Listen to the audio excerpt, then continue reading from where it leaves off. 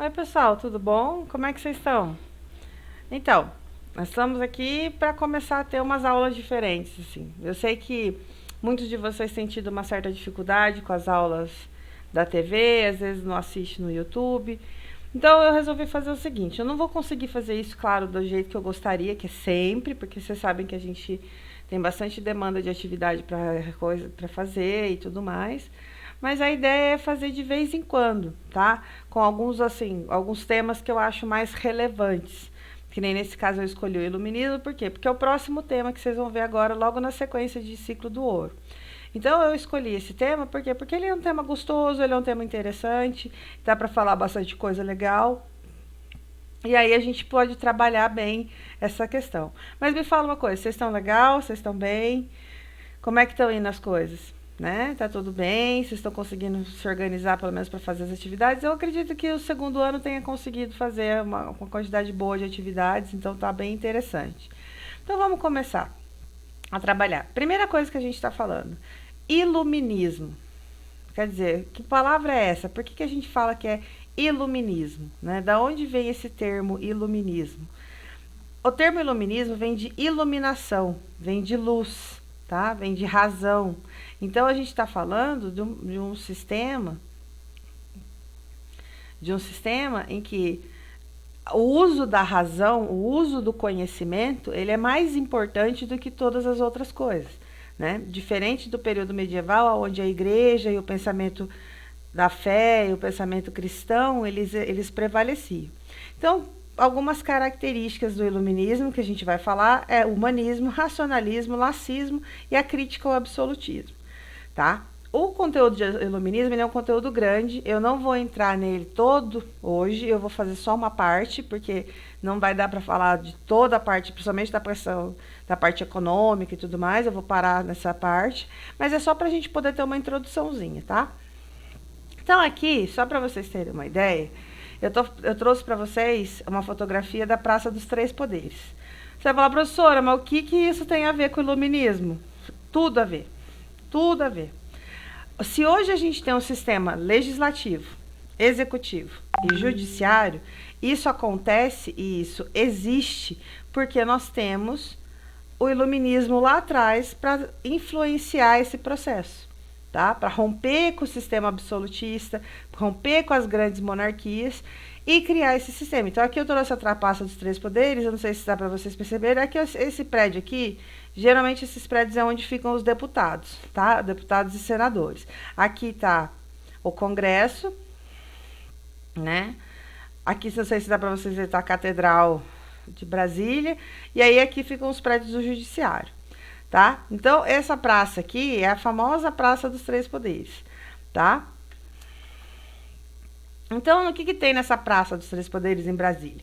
Né? O Poder Executivo, a sede dos Poderes Executivos, que é o Palácio do Planalto, a sede do Poder Legislativo, que é o Congresso Nacional, e o Judiciário, tá? Que é o Supremo Tribunal Federal.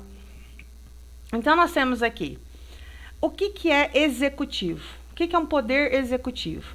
É aquele que executa. Quem são os executores? Governadores, prefeitos, presidente, tá? São eles que assinam, são eles que dão os decretos, são eles que assinam, aprovam ou desaprovam as leis. Então, eles são os executores, tá? São eles que executam o que o legislativo propõe. O que o legislativo propõe? As leis. Então, eles propõem as leis, propõem mudanças, propõem medidas provisórias e coisas do gênero. Quem faz isso são os legisladores. Por que os legisladores fazem isso? Porque os legisladores também são escolhidos pelo povo. Mas cada legislador, cada deputado, senador, representa uma região do país, representa um grupo específico de pessoas, tá? Então, eles vão lutar ou vão legislar em prol dos interesses desses grupos. Por exemplo, os deputados que são aqui do Paraná, não importa o partido, tá? Mas, via de regra, qual seria a ideia? De que eles fizessem coisas em prol do Paraná, ou coisas que favorecessem o Paraná e outras leis genéricas, como leis da educação, leis da saúde, tecnologia, enfim. E o judiciário é quem julga, né? Ou seja, juízes. Acho que é bem fácil de entender. Mas eles estão aqui para julgar o quê? Eles estão aqui para fazer com que a lei, tanto as nossas leis jurídicas, que é o Código Civil e o Código Penal, quanto à Constituição sejam cumpridos. Por quem? Por nós. Por quê? Porque nós estabelecemos, de uma certa forma, um contrato entre os governantes e a população. Então, tem que haver uma troca. Então, assim, a gente tem esses 3 poderes, essa divisão de 3 poderes.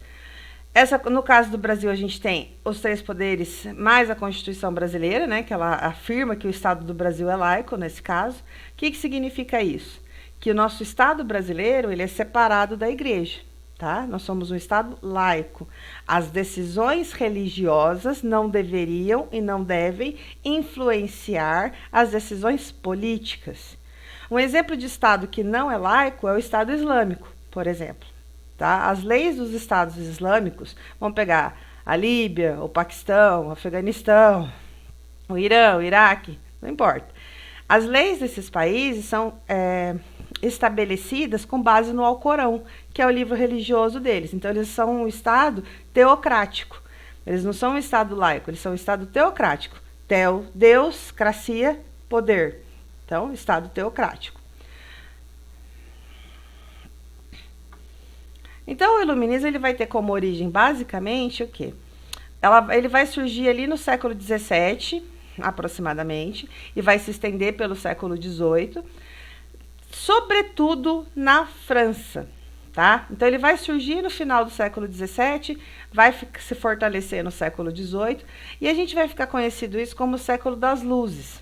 Por que século das luzes? Porque é o século do pensamento, é o século da intelectualidade, é o século da razão, da ciência, tá? O pensamento iluminista, ele vai influenciar grandes eventos, como, por exemplo, a independência dos Estados Unidos, a Revolução Francesa, a Inconfidência Mineira no Brasil, tá? A própria independência dos países americanos vai ser influenciada principalmente por essa mentalidade do século das luzes. Por quê? Porque eles eram contra principalmente os reis absolutistas, tá? Então, quando a gente está falando de colônia, a gente está falando de locais que provavelmente são sujeitos aos reis. Então, eles acabam sofrendo várias sanções, né?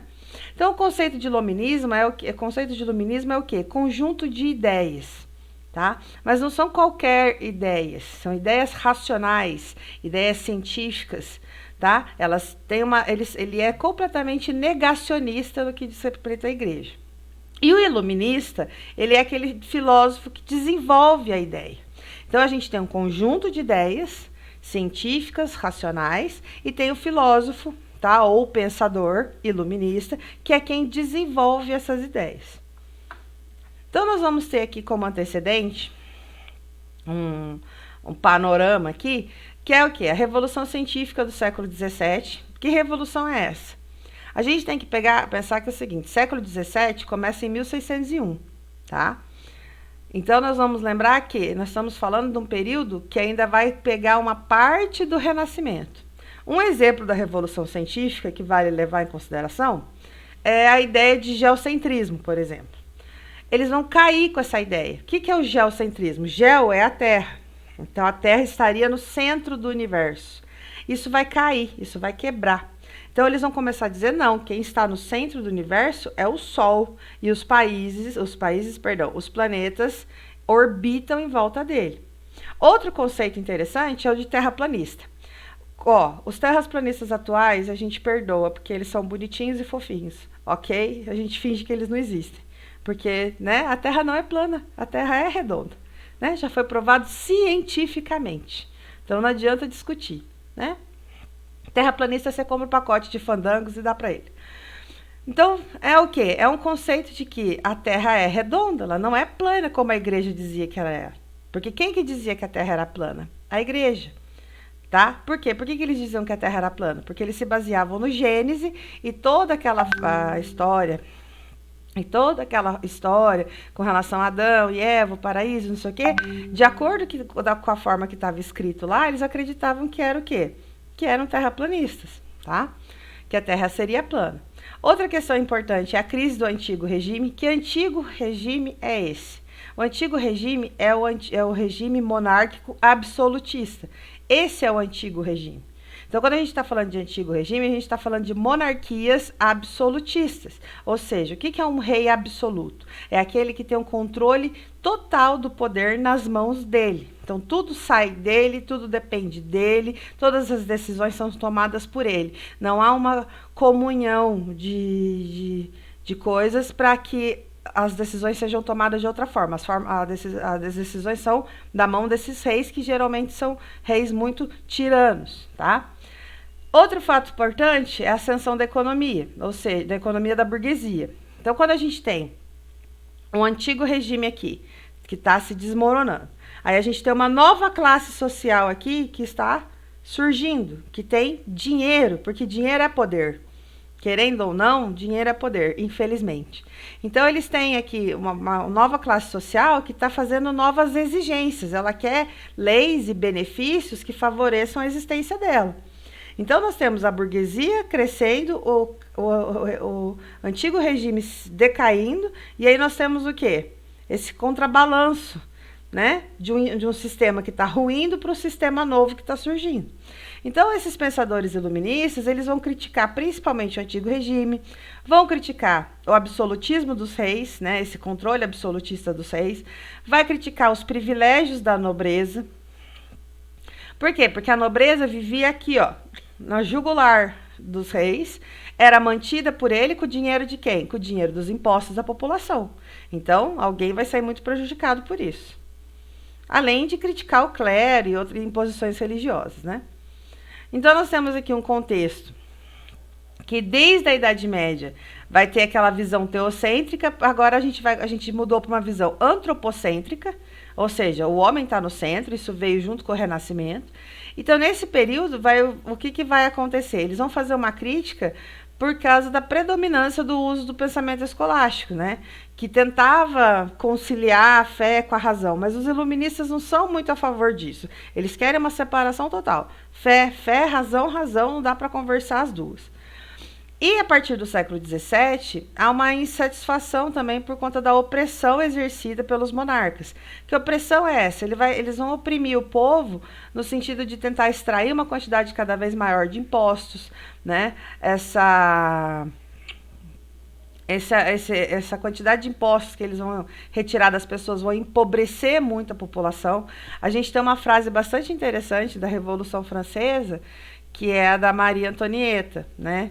De que as pessoas estavam pedindo comida, e aí em um dado momento um servo dela fala para ela assim, mas senhora, né, eles estão pedindo pães e não sei o que, eles não têm pães e não sei o que. Ela fala para eles assim, que dei-lhe brioches.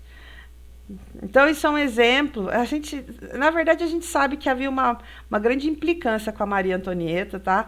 Muito do que se fala dela, na verdade, era porque ela era austríaca, ela não era francesa. Então, havia uma implicância também do povo francês com relação a ela. Mas isso é um exemplo para vocês saberem de como funcionava essa opressão, tá? E a gente tem que lembrar que o importante nesse período era simplesmente o quê? A valorização da ciência e da racionalidade. Eles vão quebrar com todas essas questões, vão quebrar com esse mundo dos fenômenos, porque o mundo do fenômeno é o quê? Ah, choveu. Choveu por quê? Porque Deus quis. Ah, caiu um relâmpago. Caiu por quê? Ah, é porque Deus quis. Não. O iluminismo vai falar assim, o relâmpago caiu por causa disso, porque houve um choque entre as nuvens, assim, assim, assim, e aí gerou o trovão e não sei o que, não sei o que. Choveu porque as massas de ar, não sei o que, se juntaram e assim, assim, choveu, tá? Eles vão querer quebrar com esse conceito de que a fé explica as coisas. Então, ele vai romper principalmente com essa maneira como as pessoas pensavam, né? Vão valorizar a ciência e a racionalidade. E é uma tentativa que eles vão ter de eliminar o que eles chamam de ignorância dos seres humanos. Ou seja, de acordo com eles, é por causa disso que é o iluminismo que chama a Idade Média de Idade das Trevas, tá? A gente ouve hoje em dia falar, Idade das Trevas, Idade das... Então, mas quem deu esse nome foram os iluministas. Por que eles chamam de Idade das Trevas? Porque você tinha um período de 1000 anos praticamente, né? A gente vai colocar aí do século V ao século XV, dá 1000 anos, de domínio da Igreja Católica. E esse domínio impedia as pessoas de aprender, impedia as pessoas de estudar, impedia as pessoas de ter acesso aos livros, porque era uma coisa restrita aos monastérios, às igrejas e monastérios. Então o conhecimento ele não era divulgado, ele não era dividido, tá? Então eles só vão começar a mudar essa perspectiva lá no Renascimento. Então aqui só um esqueminha para vocês se organizarem. Então, como é que fica essa questão da luz, né? A luz, ela vai iluminar, ela vai gerar o quê? O iluminismo. E o iluminismo, ele é o quê? Ele é a razão. O que é a escuridão, de acordo com os iluministas? São as trevas. E as trevas, elas são o quê? A ignorância. Então, na verdade, quando a gente fala que a Idade Média é a Idade das Trevas, é meio pejorativo, tá? Porque houve produção cultural, houve algum tipo de produção na Idade Média. Não dá para dizer que não houve produção na Idade Média. Científica e cultural, houve. Mas como havia todo aquele controle da igreja, isso não se divulgava.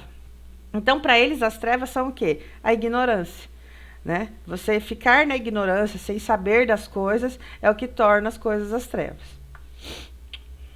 Então, vamos lá, né? Iluminar significa combater as trevas da ignorância e as superstições que dominavam a sociedade da época. Então, eles achavam, o que eles estão criticando aqui, principalmente? Que a ideia era de que tudo era superstição. É como eu falei, choveu, caiu um raio, ventou, caiu uma folha da árvore, eu fiquei doente. Tudo era Deus, tudo era o demônio, tudo era a fé.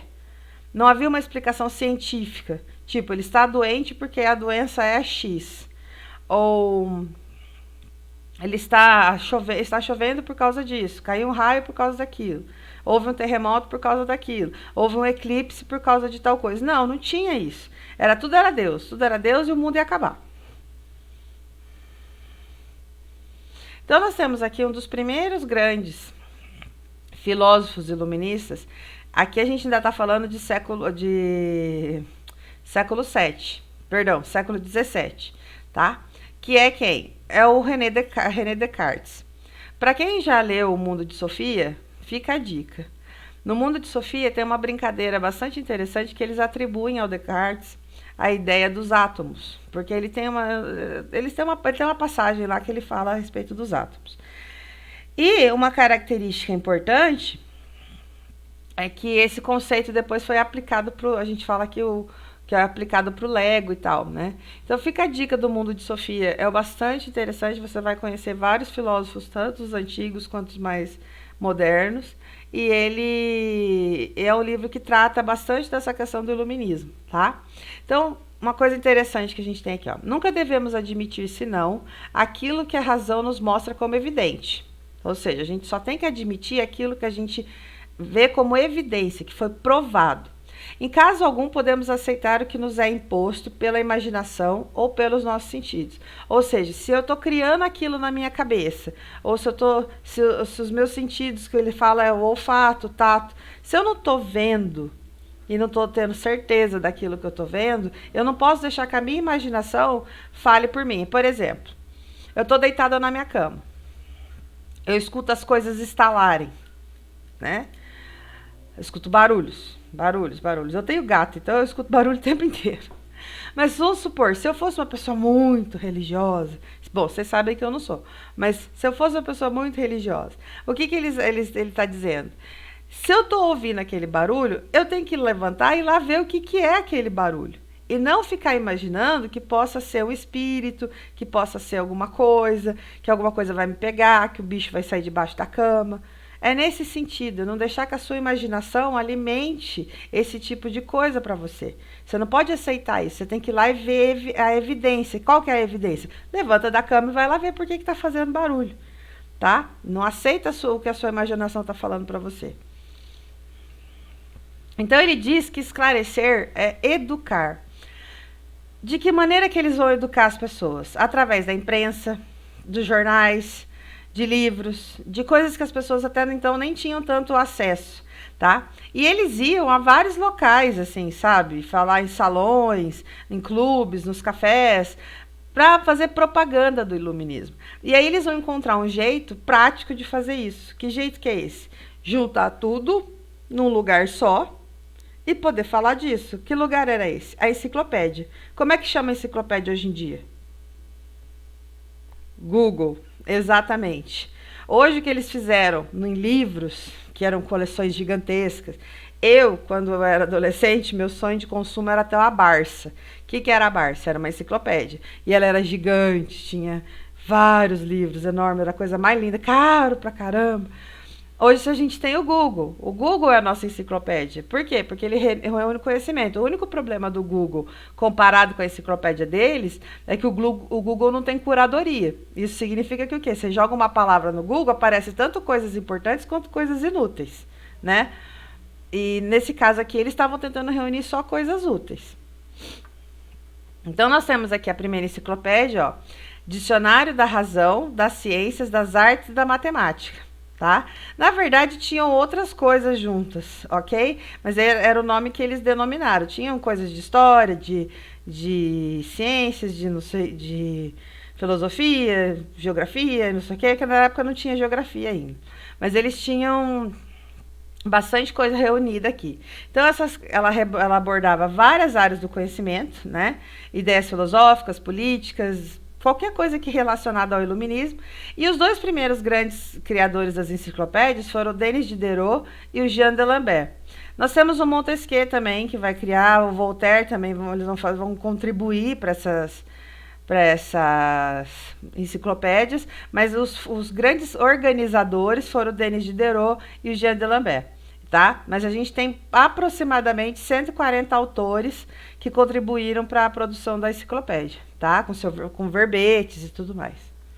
O que é interessante pensar é o seguinte: a enciclopédia foi considerada subversiva.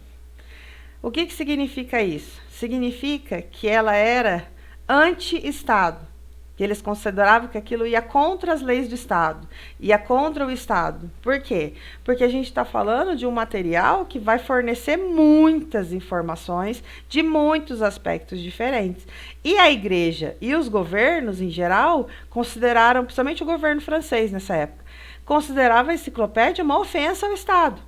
Tá? Então, ela foi vendida durante muito tempo de maneira clandestina. Então, a gente tem aqui o Diderot, o Jean d'Alembert, tá? Fotos deles retratos deles bem jovens, na verdade. Foram eles que organizaram a primeira enciclopédia. Isso aqui é legal. Esse quadro é do Salão da Madame Geoffroy, tá? É uma pintura do Charles Gabriel Le Monet.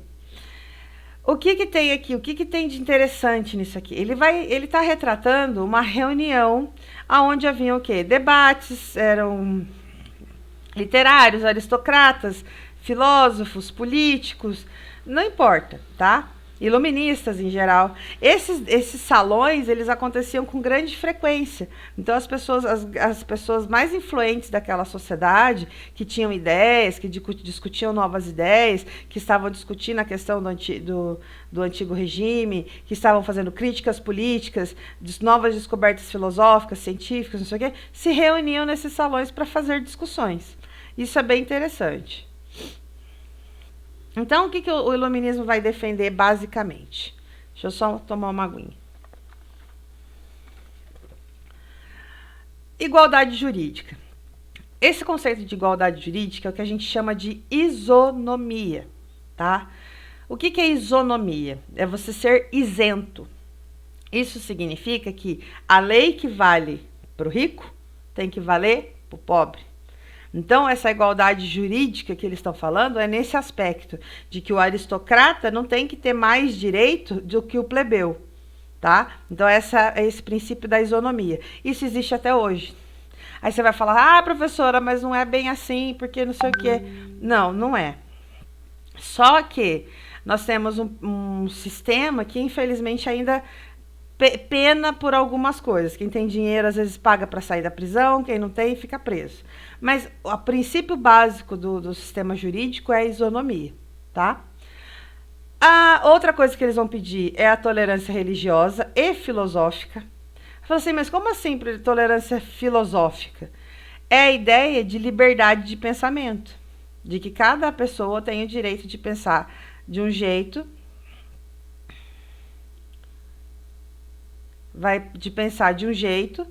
para favorecer, né, a maneira como a pessoa pensa e tudo mais. E religiosa no sentido principalmente, não tinham muitas religiões naquela época, mas a gente tem os protestantes e os católicos. Então era uma maneira de ter uma tolerância entre esses dois grupos, entre os grupos católicos e os grupos protestantes, perdão.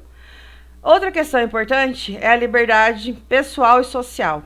Que liberdade é essa? É a liberdade de comprar um terreno, tanto que vale a questão do direito à propriedade privada, liberdade de ir e vir, liberdade de você se casar socialmente, porque eles não deixavam que alguns grupos sociais se misturassem. Então, coisas nesse sentido.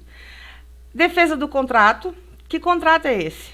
No nosso caso, o nosso contrato é a Constituição, tá? Então, esse contrato é o quê? É uma relação entre a sociedade, tá? Que exige direitos, e o Estado, que também exige direitos. Então, nós dois temos direitos e deveres. Então, esse contrato social, no nosso caso, é a Constituição Federal, tá? Isso é um contrato social, tá? A gente vai falar mais para frente dos contratualistas, mas um caso, por exemplo, o Rousseau era um contratualista. Essa ideia de contrato social, ela tem que ser estabelecida em poderes que não envolvam o rei, porque eles não acreditavam que um rei seria adequado para poder fornecer esse tipo de relação, tá?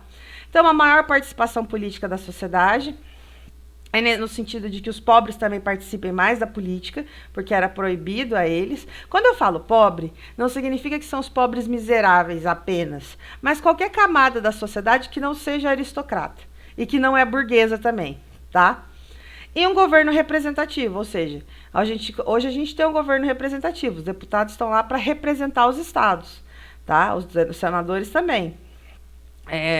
No caso do governo estadual, os deputados estaduais, cada um deles representa uma região do estado, né? Ou mais de um deles. Então, esse governo representativo nesse sentido, tá? De que represente o povo. Então, nós temos o iluminismo, que vai combater, né, que vai combater principalmente o absolutismo monárquico, ou seja, aquele poder controlador dos reis. Vai haver eles vão defender a intervenção do Estado na economia, né? Então, eles vão combater a intervenção do Estado na economia, porque eles acham que a economia tem que fluir naturalmente. Ela não tem que ter o governo se intrometendo nela. Hoje em dia a gente tem. Isso chama protecionismo, tá? Mas o que a gente entende hoje como não intervenção do Estado? Neoliberalismo ou liberalismo econômico. Tá? A gente vai ver isso mais para frente nas próximas aulas, mas a gente está falando aqui de liberalismo econômico, ou seja, o Estado não se intrometer em, por exemplo, vou dar um exemplo para vocês. O feijão custa X, tá? Só que o Estado fala assim, não, um Estado intervencionista. Eles vão dizer assim, nós vamos fixar o preço do feijão em tanto. Nesse caso aqui, eles vão falar, qual que é a ideia? De que não tem essa fixação de preços. Deixa fluir, uma hora vai subir, outra hora vai baixar, uma hora vai subir, outra hora vai baixar, mas não se intromete. A gente sabe que hoje em dia isso não funciona. Se o Estado não se intrometer um pouco na economia, a coisa vira uma zona, né? Até para controlar impostos, controlar juros e controlar várias coisas. Mas a ideia principal era exatamente essa, deixar que aumentasse de preço, baixasse de preço, faltasse, não faltasse, não importava, eles não queriam que o Estado se intrometesse. Outra coisa que eles vão combater é o mercantilismo, porque eles são contra principalmente o sistema escravista, porque eles acham que o sistema escravista não deixa o país no qual ele está se desenvolver, e geralmente eram as colônias. Eles vão combater a tese do direito divino, tá? Essa teoria ela servia para legitimar a autoridade dos reis, afirmando que os reis eles tinham o direito de reinar porque Deus disse que podia.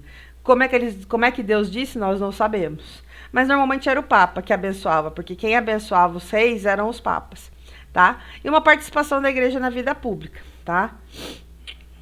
Ou seja, separar essa separação, deixar a igreja, vida pública, vida pública.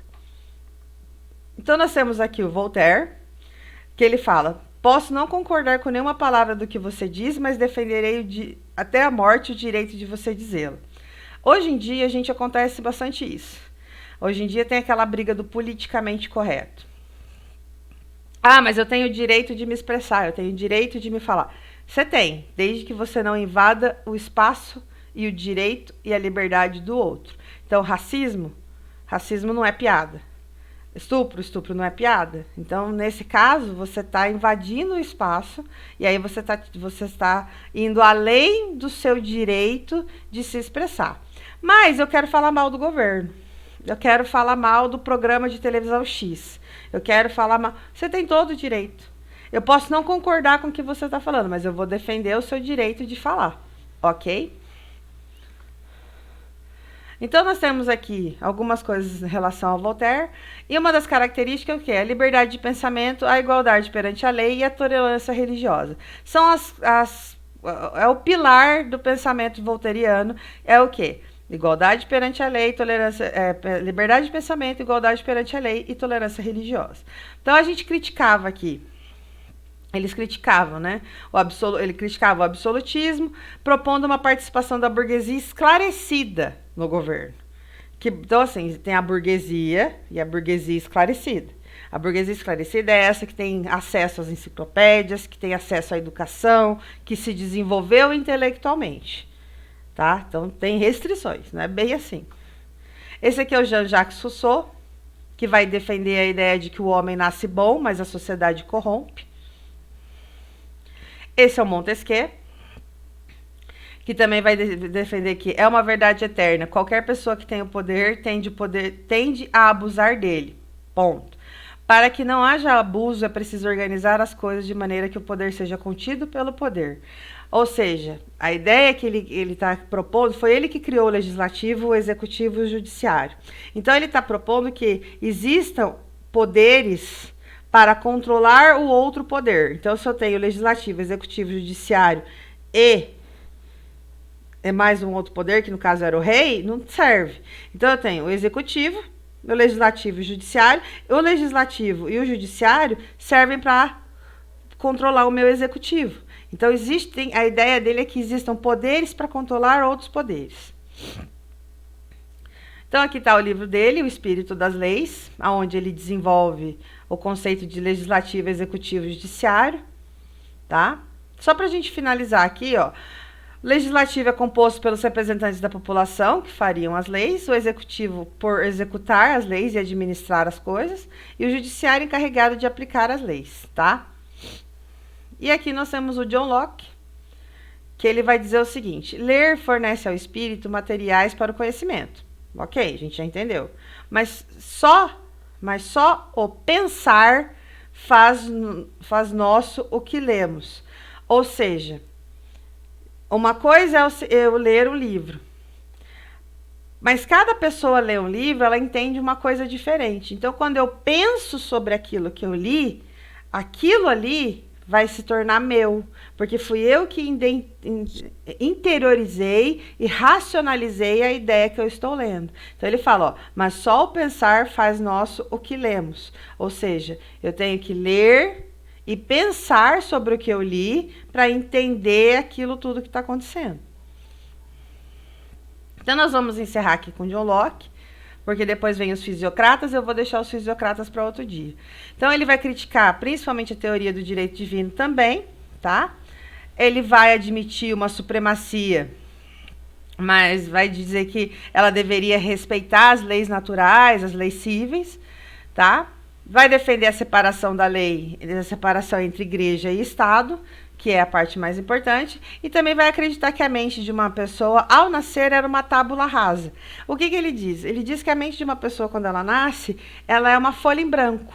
E aí, o que vai começar? Somente as experiências individuais, o conhecimento que ela adquire, a personalidade dela só vai se desenvolver conforme o tempo for passando, tá? É mais ou menos parecido com a ideia do Rousseau, de que o homem nasce bom e a sociedade corrompe, tá? Então, nós vamos encerrar aqui com John Locke, porque depois depois vem os fisiocratas, eu vou deixar os fisiocratas para outro dia, tá? Nós vamos encerrar então, porque eu quero falar dos fisiocratas para vocês numa próxima aula com mais calma. Mas vamos combinar uma coisa. Entra no sistema, conversa comigo no Classroom, Manda mensagem para mim no WhatsApp, eu tenho respondido na medida do possível, mais rápido que eu posso. Conversa comigo, tá? Não faz atividade de qualquer jeito, copiando e colando do Google. Lê com cuidado, assiste as aulas. Essas aulas aqui eu não vou poder gravar com a mesma frequência que o Aula Paraná grava, mas eu vou gravar tentar gravar o máximo possível para poder facilitar um pouco o entendimento de vocês sobre os assuntos. Beleza? Tô com saudade de vocês, um abraço. Tchau, tchau.